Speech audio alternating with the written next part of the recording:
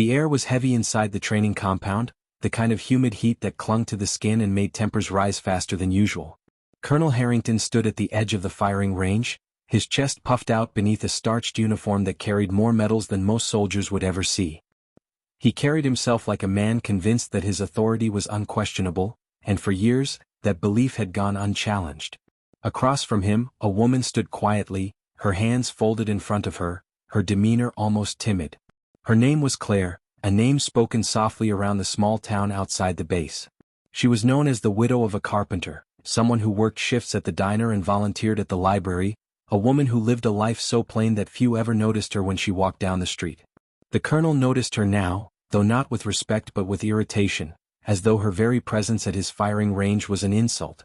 "Ma'am, this is no place for you," Harrington barked, his voice carrying across the concrete floor. "This is a military facility, not some county fair. You think you can just walk in here and handle a weapon? Do you even know which end points at the target?" His words were sharp, barbed with the arrogance of a man who had spent decades commanding respect.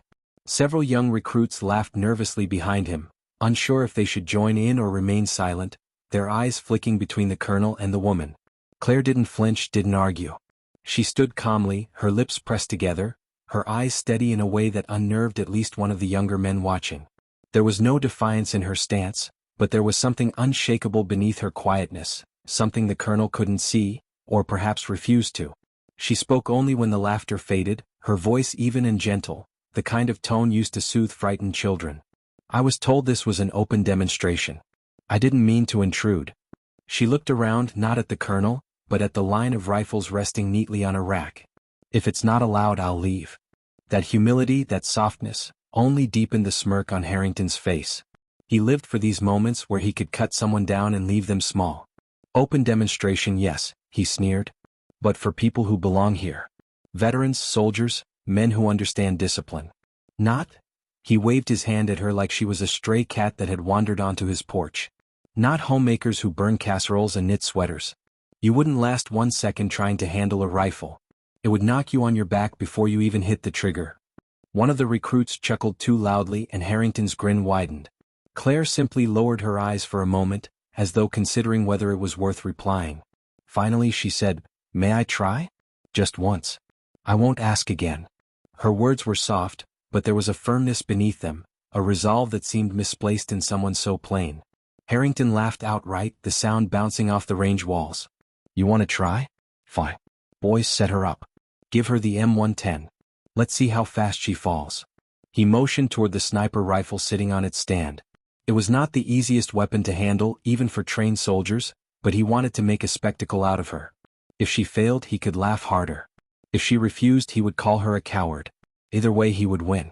The recruits moved hesitantly, handing her the weapon as though they were participating in some cruel prank. Claire accepted it with both hands, the way someone might accept a fragile heirloom. Her grip was steady, not tight with nervousness but controlled, deliberate.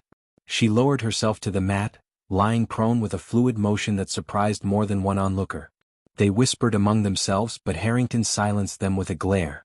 He crossed his arms, fully expecting her to fumble with the rifle, to misalign the scope, to flinch when the recoil came. What he did not expect was the precise, practiced way she adjusted the bipod, the subtle shifts of her body as she settled behind the weapon. Every movement was efficient, almost automatic, as though she had done this many times before. Through the scope, the target stood at 500 yards, a small black silhouette against the bright afternoon sky. Harrington smirked, certain she couldn't even find it, much less hit it. Claire's breathing slowed, her finger resting lightly near the trigger, not on it, waiting for the rhythm of her lungs to even out. Her entire body seemed to quiet, to still itself, until she looked less like a civilian on a shooting range and more like a predator waiting for the exact moment to strike. The colonel opened his mouth to throw another insult, but the crack of the rifle split the air before he could. The shot rang out, echoing across the compound, and a heartbeat later, the target snapped back violently. Dead center. Perfect hit. The silence afterward was thick, a stunned quiet that pressed down on every witness. One of the recruits blinked hard, then leaned forward to peer through his binoculars. "Bullseye," he whispered, his voice unsteady. Claire calmly slid the bolt, chambered another round, and fired again before anyone had a chance to recover from the first.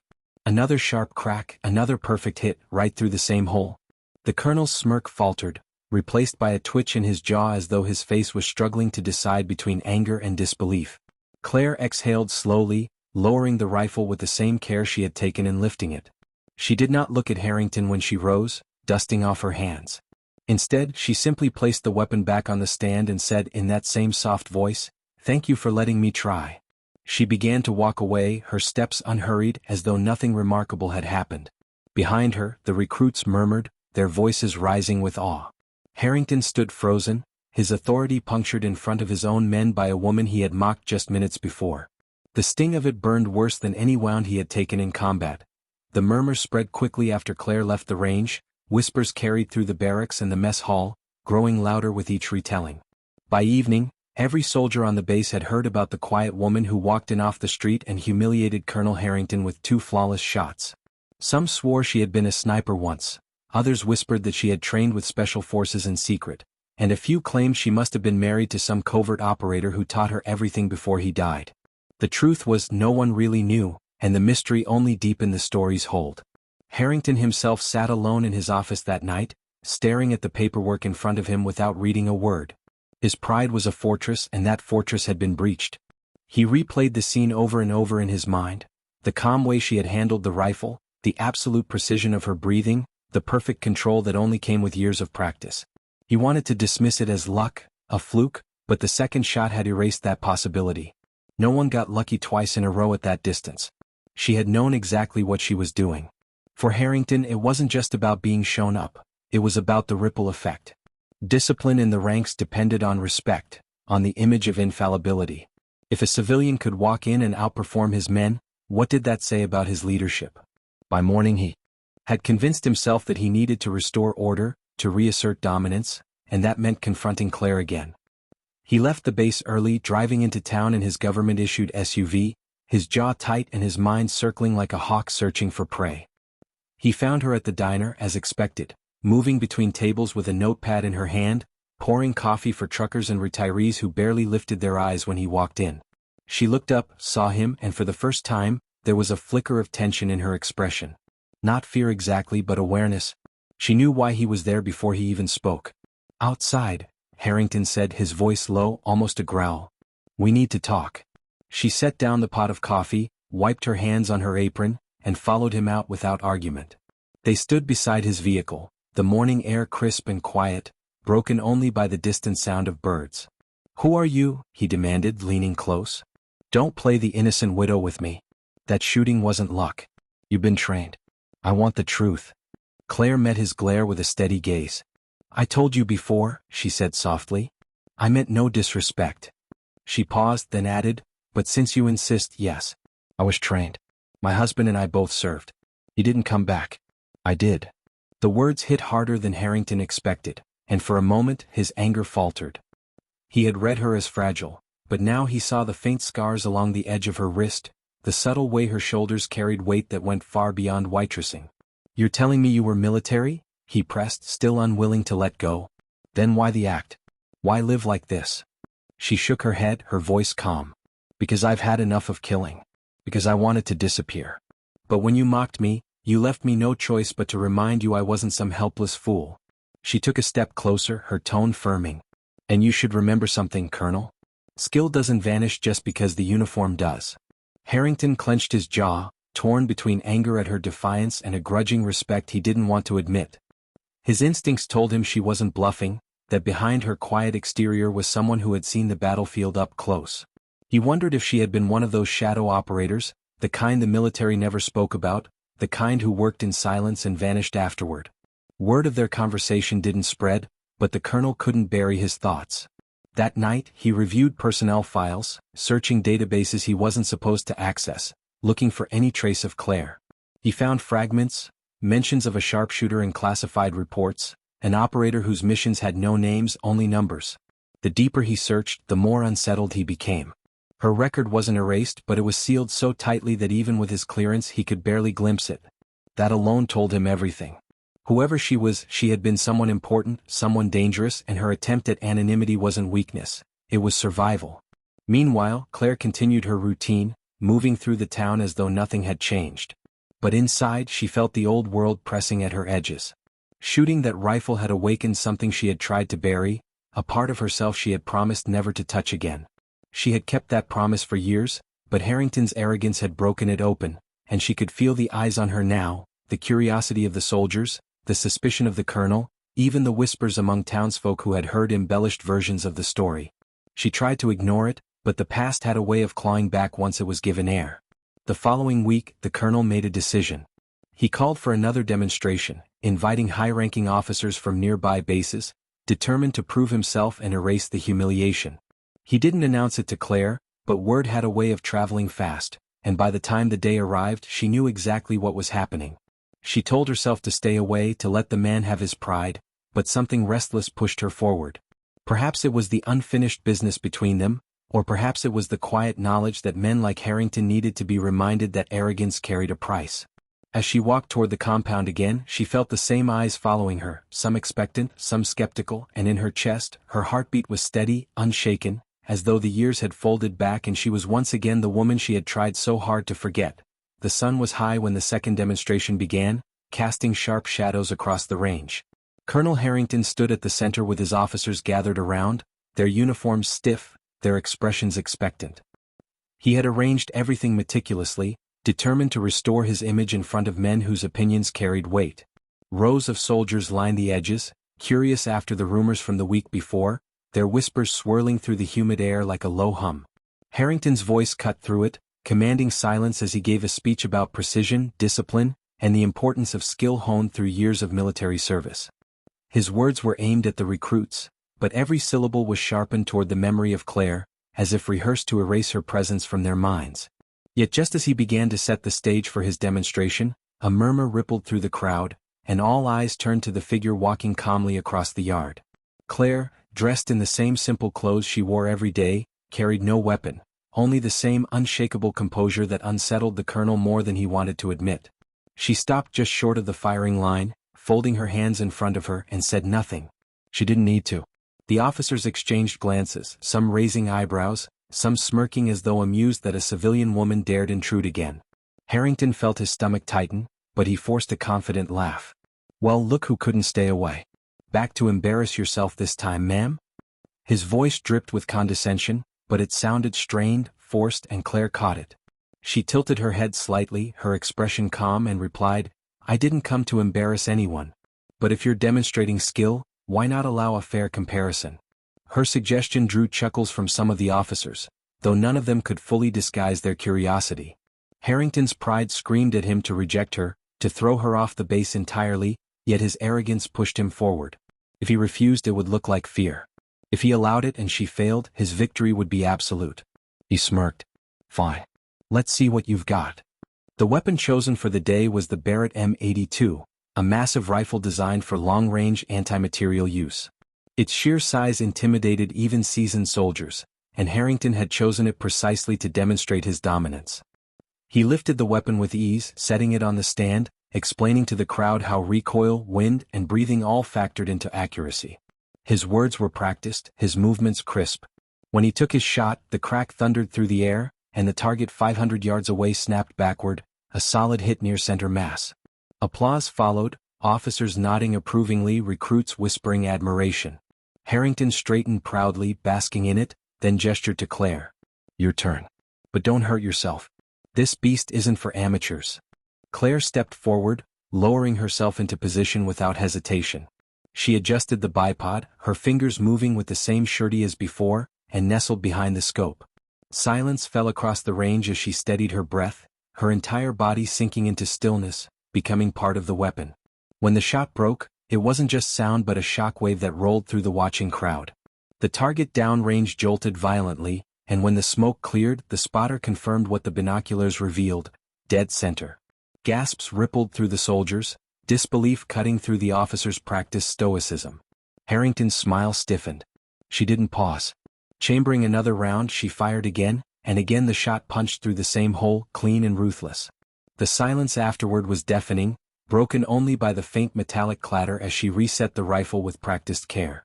Harrington's jaw tightened, his hands curling into fists at his sides. He had chosen the most punishing weapon available, and she had handled it as though it were nothing, not just matching his shot but surpassing it with precision that belonged to elite units, not a diner waitress. The officers exchanged glances now, but these were not amused anymore. These were glances of recognition, of suspicion. Men who had spent decades in service knew what they had just witnessed.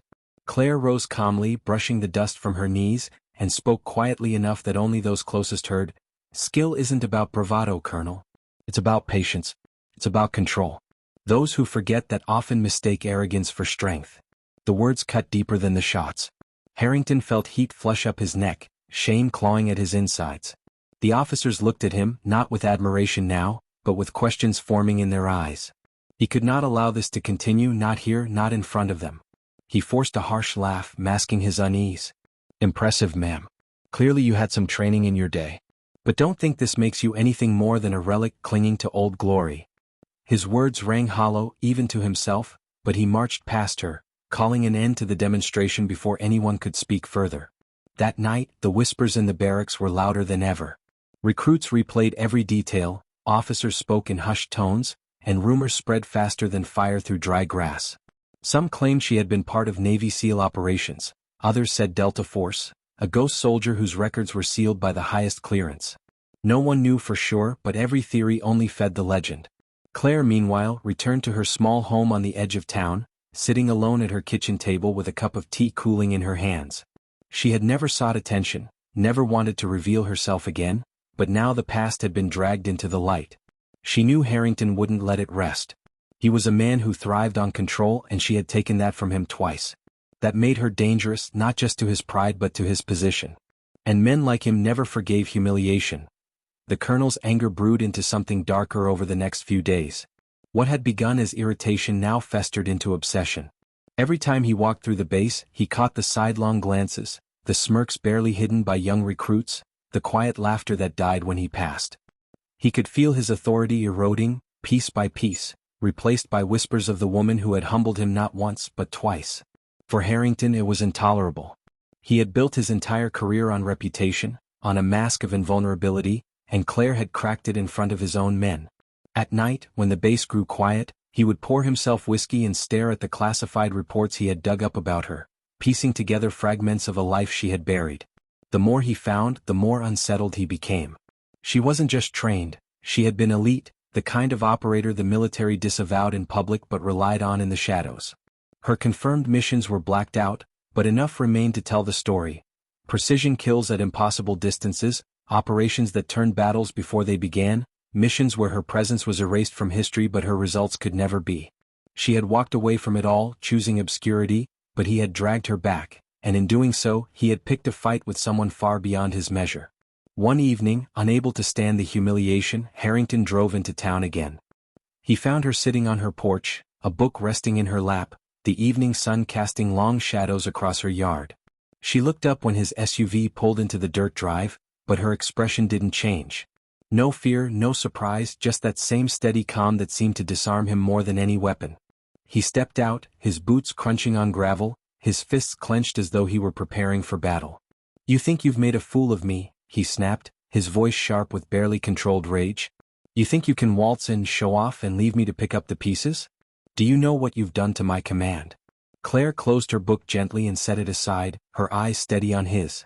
"I didn't do anything to your command," she said softly. "Your pride did. I never wanted this." Her words struck like a slap, not loud but cutting.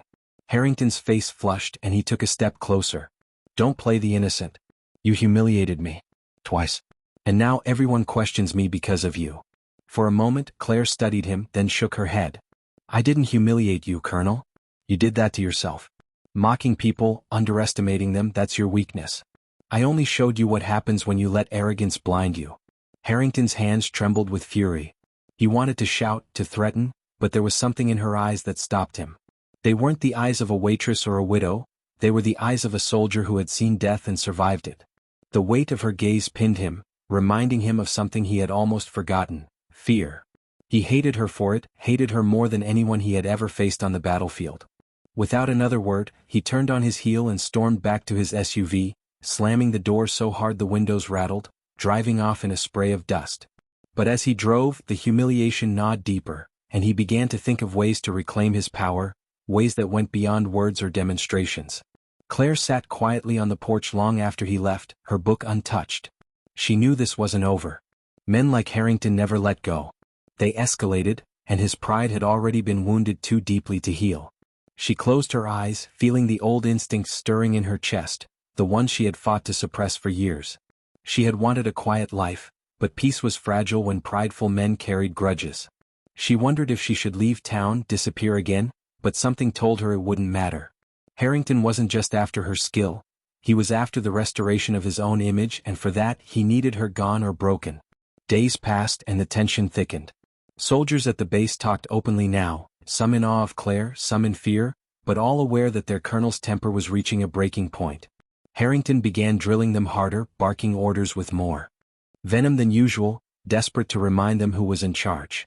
But the more he pushed, the more they remembered the calm woman who had done what their commander could not. Finally, Harrington hatched a plan. He announced a private competition, a challenge between himself and Claire, framed as a charity event for the town, a way to raise funds for veterans' families. It was a clever mask. On the surface it looked like goodwill, but beneath it was a trap. He would face her publicly in front of civilians and soldiers alike, and when she finally faltered, he would reclaim his honor. Claire heard about it not from Harrington, but from townsfolk who were excited by the idea.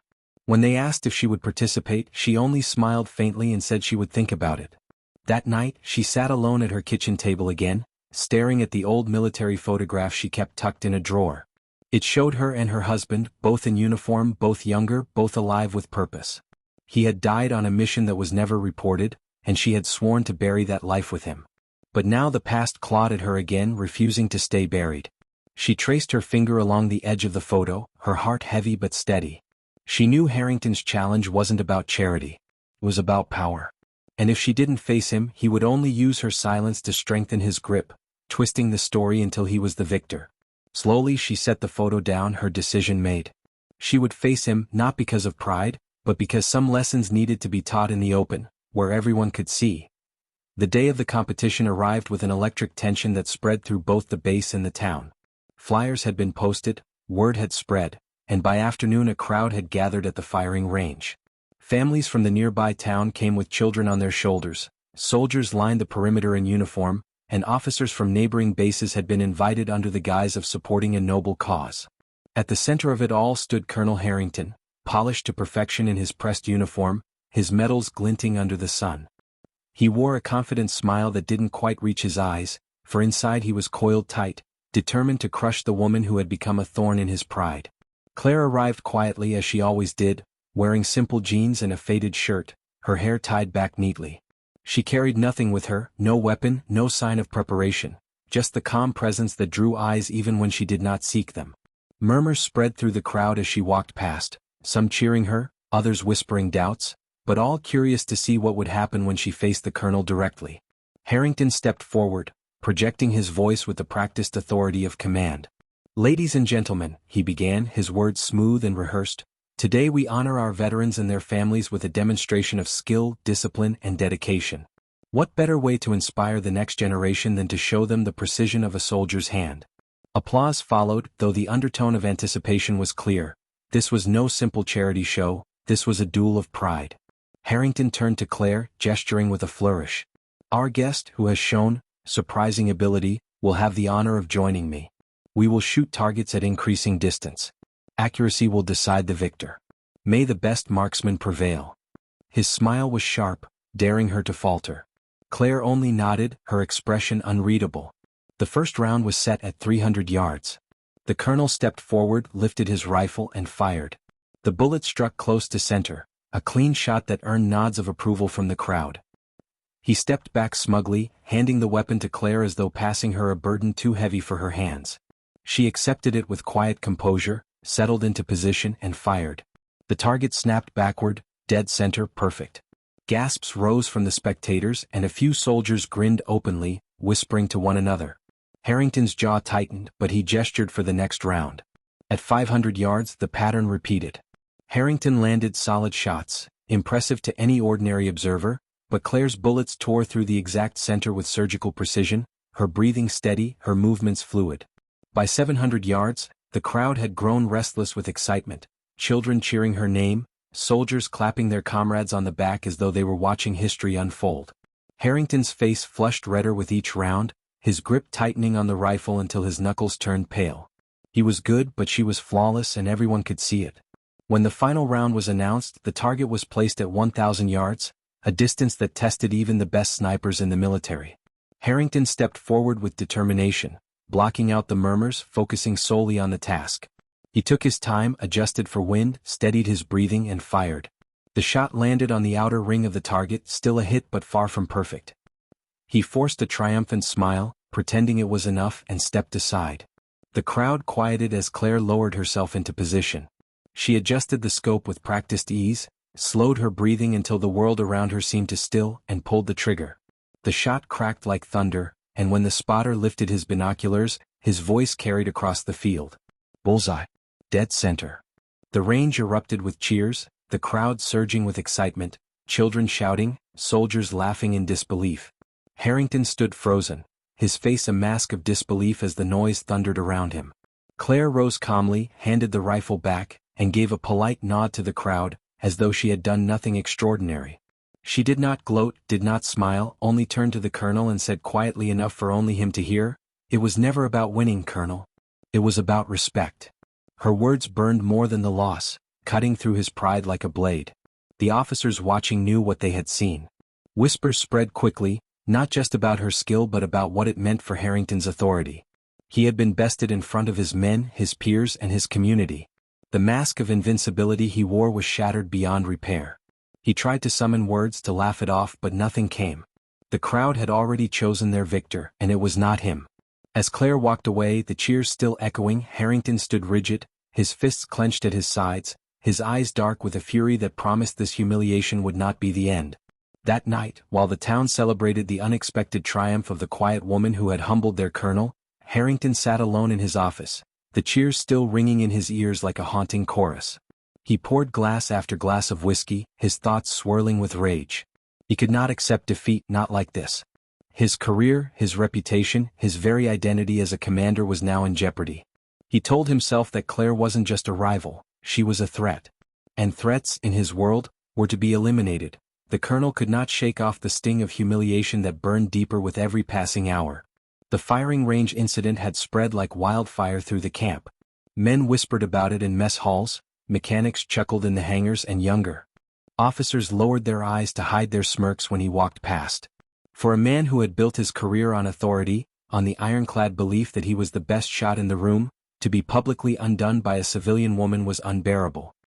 He tried to bury himself in reports and drills, barking orders louder than usual, but the memory replayed relentlessly, the way her hands had not even trembled, the way her round had split his target as if mocking his years of practice. Worse still was the silence that followed, the respect that shifted ever so slightly from him to her, a shift that he feared would grow. His pride, like a wounded beast, demanded retribution. Yet beneath the pride, another quieter thought nagged at him, that her skill was not luck, not coincidence, but something earned, something real. Maya, on the other hand, did not dwell on the event. She returned home that evening to her modest house near the outskirts of town, the same place she had lived quietly for years. Her life had never been about impressing others. She rose early, kept her home in order, cared for her elderly mother, and worked at the small local clinic where she often volunteered more hours than were asked of her. She did not need recognition. What she valued was discipline, focus, and the quiet dignity of doing what was right. The range had been a moment of truth, nothing more.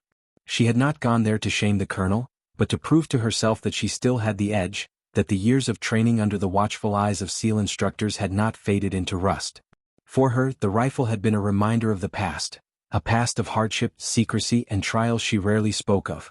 The townsfolk who knew her only as the kind woman who patched wounds and carried groceries for the elderly had no idea of the fire-forged steel beneath her calm exterior. The colonel could not rest. He began to dig, first casually, then obsessively. Who was this woman? What was her record? How had she come by such impossible skill? His aides brought him files, but the official records were frustratingly thin. She appeared ordinary, no military service, no accolades, no training logged. It made no sense. A skill like that could not be hidden unless someone had deliberately erased the evidence. That thought unsettled him. He considered calling in favors, reaching into the shadows of classified channels. But that would mean admitting that he had been bested and needed answers. Still, his pride gnawed at him and soon he placed the calls. What returned was more confusing than silence. Redacted pages, sealed records, a trail that ended abruptly in places where it should not. It was the kind of paper trail that whispered of special operations, of black ink missions never meant for daylight. Meanwhile, whispers grew among the soldiers. Some spoke in admiration of the woman who had humbled their colonel. Others were cautious, sensing the storm brewing in his pride. A few even sought her out quietly, asking if she would share tips, tricks, guidance on the range. Maya never turned them away. She showed them patience, corrected their stances, adjusted their breathing, taught them the discipline of the shot. She never boasted of her skill, never spoke of her past, but her calm confidence carried weight. Soldiers who had once looked only to the colonel for guidance began to find something magnetic in her quiet authority. She had no rank, no medals, no uniform, yet her presence commanded respect.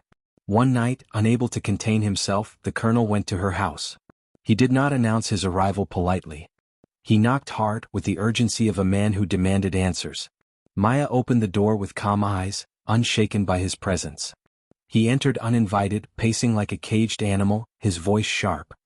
He accused her of humiliating him intentionally, of making a mockery of his position, of undermining his authority in front of his men. Maya listened quietly, letting his fury burn itself out. When at last he demanded to know where she had learned to shoot like that, her response was simple. I learned where the cost of missing was life or death. The weight in her tone silenced him. He realized in that moment that she was not bluffing. This was no hobbyist with natural talent. This was someone forged in crucibles he could not imagine. The colonel tried to press further, but Maya would not open the door to her past. She told him only this, that respect was not demanded through shouting, nor earned through medals, but through discipline and humility. She warned him that his obsession with pride would blind him to truth and weaken him as a leader. Her words struck harder than any bullet. He stormed out that night, but her calm voice lingered in his mind. For the first time in years, he questioned whether his strength was real or just the appearance of it.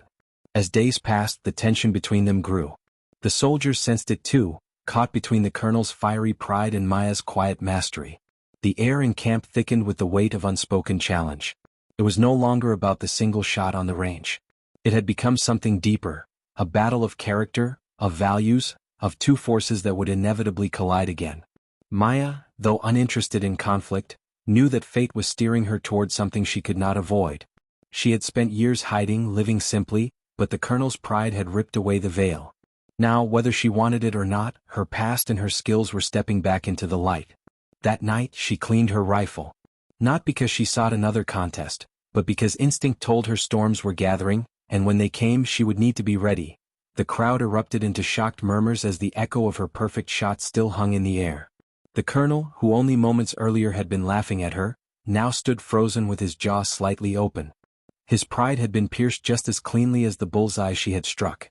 The woman, calm and steady, lowered her weapon with no trace of arrogance, only quiet composure, which made the humiliation sharper for him. Those who had gathered in anticipation of the colonel's expected triumph were now whispering, their eyes darting between him and the woman. He felt his authority slipping, and with it, the respect of the younger soldiers who had always regarded him as untouchable. His hands curled into fists as he forced a smile, though inside he burned with anger and disbelief. To him she wasn't just a challenge, she was a threat to his reputation. He knew then that he couldn't let this moment go unanswered. His voice broke through the noise, louder and sharper than before, demanding another round, claiming the first was mere luck. The soldiers looked to the woman, expecting her to shrink back under his command, but she didn't. She met his glare with a quiet strength that unsettled him further, a calm defiance that didn't need words. When she nodded, agreeing to his demand, the crowd grew restless, eager to see whether lightning could strike twice. The colonel prepared his rifle with deliberate exaggeration, showing off his practiced routine, hoping to remind everyone why he was respected. He lined up his shot, muscles tight, breath controlled, and when the crack of the rifle echoed, the bullet found the bullseye. He turned back, a smug grin painted on his face, but his victory was short-lived. The woman stepped forward once.